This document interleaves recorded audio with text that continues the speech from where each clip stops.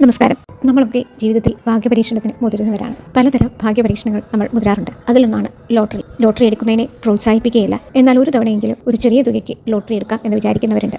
ചിലർക്കൊക്കെ ഭാഗ്യം വലിയ തുക ലോട്ടറി അടിച്ചിട്ടും, അല്ല ചിലർക്കൊക്കെ ചെറിയ തുകകളും ലഭിച്ചിട്ടുണ്ട്. അങ്ങനെയുള്ള ഒരു ഭാഗ്യം പരീക്ഷിക്കുന്നതിന് ഞാനിവിടെ ഒരു പരിഹാരം പറയുകയാണ്. ഇത് ഇപ്പോൾ പറയാൻ കാരണം എന്താണെന്ന് വെച്ചാൽ, നാളെ ഒക്ടോബർ 4 ശനിയാഴ്ച ഓണം ബമ്പർ നറുക്കെടുപ്പാണ്. പലരും അത് എടുത്തിട്ടുണ്ടാവും. അപ്പോൾ ഈ ഒരു പരിഹാരം ഒന്ന് പരീക്ഷിച്ച് നോക്കൂ.